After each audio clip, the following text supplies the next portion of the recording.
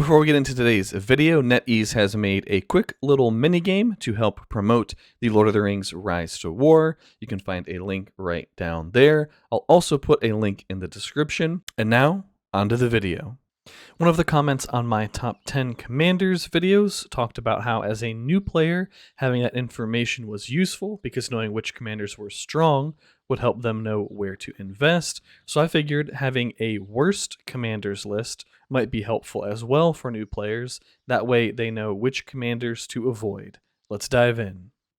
Alright, I'm not going to go in any particular order because ranking how bad things are is a little bit more difficult than ranking how good things are. Just suffice it to say that if I were you, I would not invest in these commanders. I'll just go T1, T2, and T3 in that order. First up, we have Merry and Pippin. These guys are just all around pretty terrible. The Harfoot's tree is a tip tree. They have Hobbit Adventurer, which buffs Hobbit units, and for the most part, Hobbit units aren't super viable. Shire Protectors might be alright. As far as Ents go, Ent Friend gives speed to Ents. Ents are notoriously slow. It will actually take you the entire season just to take a fight with Ents. They also have Giant Slayer, except their commander damage is exceptionally low.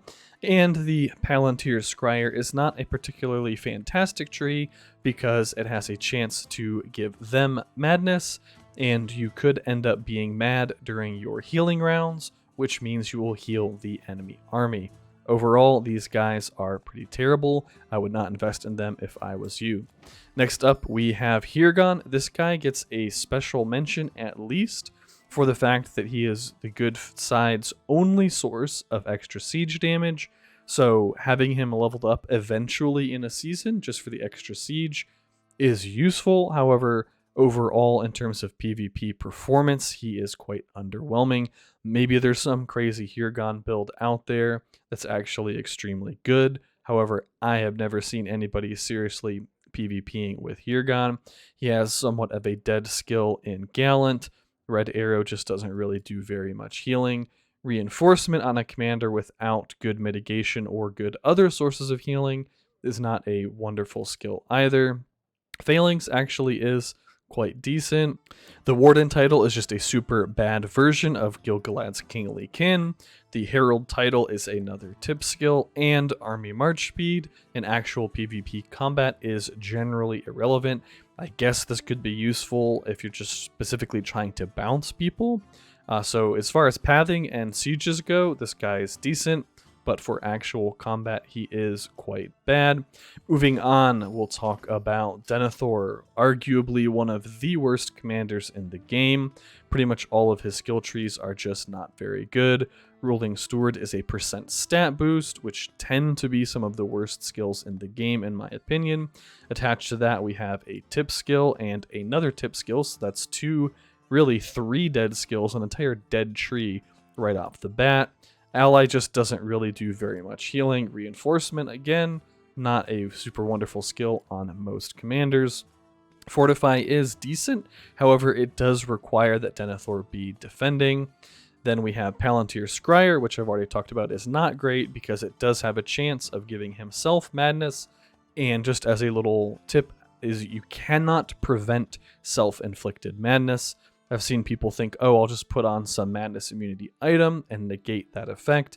You cannot do that. Self-inflicted madness is immune to madness immunity effects. And then Mad Steward just guarantees that Denethor is mad. It would be super bad if you're mad and then you heal the enemy army. Not wonderful. Also, he actually has some of the worst stat growth and base stats in the game. It might be the absolute worst in the game. Either way, it's not very good. Next up, we have Frodo and Sam. Somewhat ironic that they were massive heroes in the books and videos. In the game, they're pretty much terrible. They do have one use, and that's if you max out the Ring of Terror tree, you can just leave them on a random tile or run them into something like a Witch King or a Sunind, somebody that you know has super high early round burst damage, and you can maybe get lucky and have Ring of Terror kill a couple thousand units. Meanwhile, you'll lose maybe 300 because you just put one command of units on them. The Elven Archers are perfect for this because they do have a chance to avoid the first attack that they receive. So you can use them as like a Frodo and Sam bomb. Other than that, I already talked about the Hobbit Adventurer tree being quite terrible. The Harfoot's tree, another tip tree. I think there's a common trend here, at least with these good side commanders, is if they have a tip tree, pretty much avoid them as far as PvP goes. Master of Bag End is a stat boost from equipment, and it has Hobbit units, another Hobbit unit buff, defense plus 20. Oh goody, if you put 15 points into this thing, your Hobbit units that you're not going to be using anyway are going to have extra defense. And the little caveat that I think Shire Protectors actually could be pretty good, but you're not going to be running a full Hobbit unit army to take advantage of that anyways. And finally, move on to a T3 commander for good factions. I have to go with Thranduil.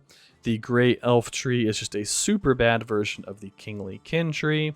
He does have King of the Woodland realm, which gives a pretty substantial damage mitigation, but most of that damage mitigation comes from when he's defending, and in this game, attacking is almost always better than defending. I've seen like 1 or 2 decent Thranduils, but overall, anytime I run into this guy, he just does not give me any issues whatsoever. Elven Leader is quite nice. High Alert is definitely a good skill, although on roleplay servers, it is a bit niche in the sense that you need to be fighting like Witch Kings for this to have a major impact. Other than that, he has a bunch of damage dealing skills, but I've never seen him do any competitive amount of damage. He's not going to be pumping 250 to 300,000 damage in a fight like Dane or Gimli or even a very high respect Dwalin could. I don't think he's completely unusable. I just think he's likely the worst T3 hero that good factions have access to, and so you will get much more from an investment in somebody like Gil-galad, like Gandalf the White, even Galadriel. Alright guys, that's it for this video. Thank you for watching.